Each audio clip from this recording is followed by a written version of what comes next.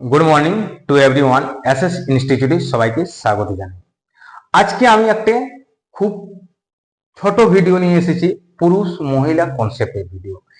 এই কনসেপ্টটা যে কোনো এক্সাম, রেল হোক এসএসসি হোক, যে কোনো এক্সামে এই কনসেপ্টটা খুবই আসে। তো দেখো, কনসেপ্টটা হচ্ছে তিনজন পুরুষ বা পাঁচজন স্ত্রীলোক এতদিনে করে, তো পাঁচজন পুরুষ এবং ছজন স্ত্রীলোক কতদিন, মানে দিন বার করতে বলছি, মানে সময়।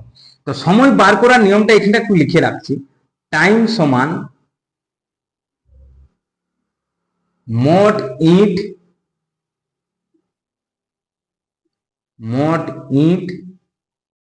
বাই ইট গাথা। বাস, ইট গাথা কার ইট গাথা করবে, ব্রেকেটে তোমরা লিখে রাখতে পারো যার মান বার করতে বলবে, যার মান বার করতে বলবে।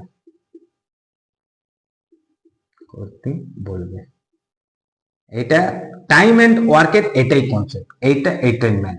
তারপরে আমি পড়ছি, দেখো, তিনজন পুরুষ লিখলাম, মেন লিখে দিলাম। ওকে, বা বা মানে হচ্ছে সমান চিহ্ন। পাঁচজন স্ত্রী করলাম। ওকে, আবার সমান চিহ্ন মানে ঢাকাঢাকি। এম কে ঢাকালাম, এম এর মান পেলাম 5, ডাব্লিউ কে ঢাকালাম, ডাব্লিউ এর মান পেয়ে গেলাম 3। পড়ার টেকনিকটা তোমরা সাইডে করে লিখে রাখবে বা নোট করে লিখে রাখবে। এর মানেটা কি বুঝাবে? একটা পুরুষ একদিনে 5টা ইট গাঁথে, তেমনি এদিকে একটা মহিলা একদিনে 3টা ইট গাঁথে।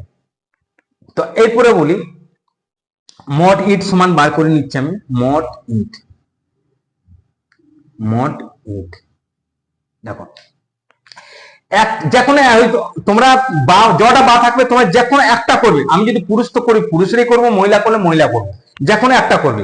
একটা পুরুষ একদিনে 5টা ইট গাঁথে, তো 3টা পুরুষ একদিনে কটা গাঁথলো? 3 ইন্টু 5। এটা কিন্তু একদিনে তেমনি যদি বলি একটা মহিলা একদিনে 3টা ইট গাঁথে, তো 5টা মহিলা একদিনে করে গাঁথে 15টা ইট গাঁথে, তো মোট ইট হয়ে গেল আমার 15টা, কিন্তু একদিন। তো কদিন কাজ করেছে আমাদের? 43 দিন। আরেকটা করে দিলাম ইন্টু 43। ওকে, মোট ইট পেয়ে গেলাম। এবার ইট গাঁথাটা বার করি।